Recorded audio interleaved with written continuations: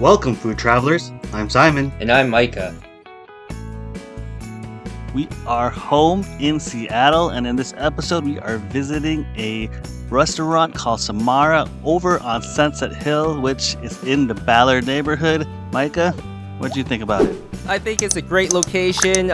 Starting off the video, you can see the cruise ship in the far distance, and also the smoky air that we've been dealing with here. Yeah, that's right. Unfortunately, there's been some forest fires, at least on this day in which we visited, and that smoke kind of was all around the air, and so it actually created quite a beautiful sunset. But at the same time, you kind of know that unfortunately it's because of all these trees that have been burning up and kind of filling up the air. And I don't know about you, but I know earlier that morning I saw some kind of ash pieces on the ground, which was too bad, but it is what it is. Yeah, I've been seeing a lot of that ash that's been landing on my windshield wherever I've been driving that week. But yeah, going into this restaurant, it's a really nice open concept. I don't see too many of these open style kitchens. How about you, Simon? I know recently we've been kind of visiting more restaurants that we've gone to that had these kind of open concept with open kitchens where you can watch them cook everything. For this restaurant, Chef Eric Anderson, he kind of designed everything in there. So everything from the plates and chairs to kind of everything available, including the pit to cook all the food and the fire pit inside the oven. Those are all his choices, and I think he designed it really well. Yeah, I like this open style concept. Watching them plate everything, get everything ready, and being able to watch them. I kind of wish they had bar seating that was actually available for you to sit there and watch them while you eat. That would be a really nice feature. Maybe in the future. Yeah, I agree. We went to another restaurant. And that episode you can see in the description box is a place called Waz, and we were actually able to get the bar seating and watch them as they cook too, and that was pretty fun. So in this case, I think it would have been kind of similar to be able to watch them and enjoy the kind of different preparations they had for the food. But unfortunately, we weren't able to, as they were not available at the time. But maybe in the future, like you said. Yeah, another really nice touch here with this restaurant is they have this open flame style cooking, and I think there's only one other restaurant that we've seen and tried recently. You might have watched it in one of our Vegas episodes at the restaurant called Bardot. The difference I think over there was this is much more open. That one had a window that kind of separated the kitchen and everybody's sitting. In this case, everything is wide open, so you can kind of just, even as you're walking to the restroom, you can just walk by the flames. You'll see the fire, cooking the food. You'll see all the extra pieces of wood down below that they have to use to replace to keep the fire going. So definitely pretty interesting to see everything as it's working out. Yeah, I think it would be more interesting, like I said, if you were actually seated there at the bar, and then you can actually watch them lower and raise what they're cooking in terms of level for the heat. Yeah, I agree, because at the grill, you might see in the video that there's kind of a wheel, and that wheel actually allows them to lower or raise the grill as needed to kind of get the temperature of the fire they need to cook the food. So a little higher if they need to cook it just with a little bit less heat, and of course they can move it lower if they need a little bit more. Such an interesting concept for cooking food, and definitely a fun way to kind of watch food get cooked. Yeah, I totally agree there, Simon. It's definitely a fun way, and it's also a very neat way to taste the food too once it's been prepared and set in front of you. Yeah, I agree. I really do enjoy char-grilled food, so it adds such a unique flavor to food. And so when actually coming up and being able to try this restaurant, I was very, very excited to try some different dishes they had. And what also made it kind of really interesting for me was they do prepare everything and they prepare their menu seasonally and with what's available. So that's something that I always really enjoy, is finding the freshest and kind of in-season foods to try. Yeah, that's a great point there, Simon.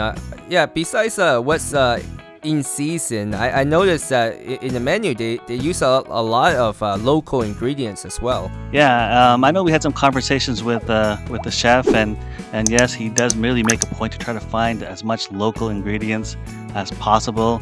So that was definitely something that it's a point that I believe always enjoy when we try different foods. Yeah, so coming up here, what were some of the dishes that you were excited to try? As you'll see in the menu that gets coming along in the video, one of the dishes we did have was the grilled duck wings, and that is prepared with red wine, butter, and pistachio crumbs. I really enjoyed the flavor for this. I think the flavors were pretty much spot on. I think the only one thing that I kind of wanted more of was it to be a little bit more tender than it was, and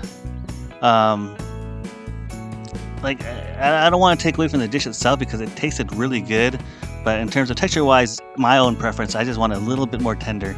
And so as you can see in the video, I actually ended up grabbing the piece and taking bites out of it, which I would recommend. It's much easier than what I tried earlier, which was kind of cutting the meat. Yeah, I agree, Simon. I thought it was a little bit on the tough side, but it was nice that they offered some like a lemon and water for us to kind of wash our hands and from the duck that when we were grabbing it with our hands. So that was a nice touch by the staff. And so we actually ordered a few appetizers, and there were some things that were off menu and some things were kind of on menu, and the menu does change rather frequently because he does like to kind of work with the seasonal foods and what's fresh and what's available.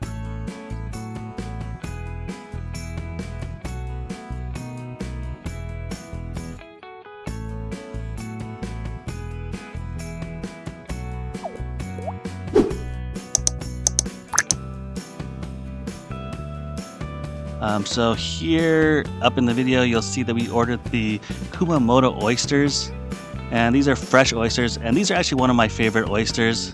There's just a sweetness, and the size of the oysters itself is something that I really enjoy. So to me, it just kind of seems like the perfect size / flavor for an oyster. What did you think? Yeah, I agree. I think these are really great oysters. I think they're local too, right, Simon? That I can't know for sure. They probably are.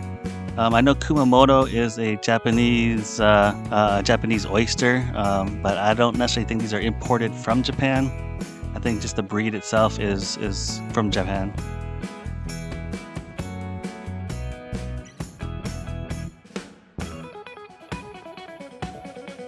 Yeah, and coming up here on the next one here is the figs.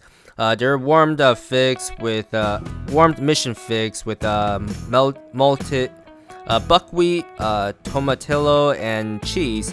And I think this cheese, like we mentioned earlier, are local cheese. I think they're from the Mount Rainier area. Yeah, and they're a Parmesan cheese, and I just think this dish worked really, really well. The sweetness from the mission figs and the saltiness from the cheese itself. I thought the combination, that flavor burst between those two things and how they work together, that dish was so good. Yeah, the pairing was really good, and especially right now it's fig season, so the figs were super sweet, and it was just really, really, really good.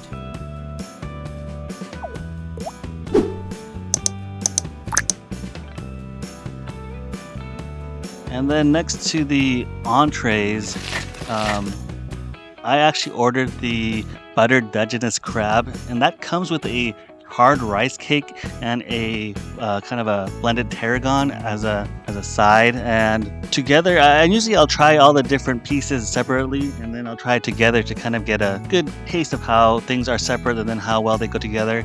And this dish together, those flavors are very, very good. It's very refreshing. The delicious sweetness of the crab, and those are buttered crab, and there's a lot of crab, as you can see from the video, with the charred rice. It makes it nice and light and crispy. So that texture with the sweet butter and then a freshness from the tarragon, very, very great dish. This dish was good. Yeah, it looked really pretty to look at as well. For my dish, I had the oven roasted confit leg of duck, and then it came with the turnips, lentils, hazelnut, and herbs. And I think lentils, they're really popular in this area. I don't see that many lentils pairing with duck in other places that we've been to around different parts of US or even in different parts of the world. But this because they make this over the open flame, they were able to get really nice crispy skin on that, which was really nice. So I think that in itself is worth a try. And the dishes were beautifully prepared. So definitely something. There's other dishes out there I really do want to try. So hopefully in the future we'll make another visit and be able to try some additional things. But as you can see, the interior and the exterior from the views we can see, it's just a very beautiful restaurant located in a kind of a small neighborhood within the larger area of Seattle itself. And now moving on to desserts. Micah, what did you grab? Yeah, for my dessert, I had the toasted s'more cake, chocolate ganache, marshmallow fluff, honey crumbs, and if you like s'mores and you like chocolate, I mean, this is like a luxury s'more. There's no better way of explaining it. And now I was trying to capture this with one hand and kind of show what's in the inside by cutting through. It was really difficult doing that way. Definitely recommend using both of your hands and trying to cut it open. It's really good though. Yeah, it was very beautifully prepared. Just seeing it as they dropped off the dish, it just looked awesome. You could see the char that the marshmallow had on the outside, so definitely an interesting dessert to have. As for myself, I actually had the poached nectarine and blackberries, and that's with pistachio and olive oil cake. It also comes with a pistachio crunch and vanilla ice cream, and their ice creams are actually made in-house, so those are something that I really enjoy because the ice cream was actually very good. And they do have multiple flavors, but in this dessert itself, it came with vanilla ice cream. And to me, this was delicious. I really loved this dessert. It's probably one of my favorites that I've had. The olive oil cake, it was nice and moist. No dryness whatsoever. The pistachio added a nice crunch to it. And then of course, the poached nectarines and the blackberries, the sweetness that came from it, it was just very delicious.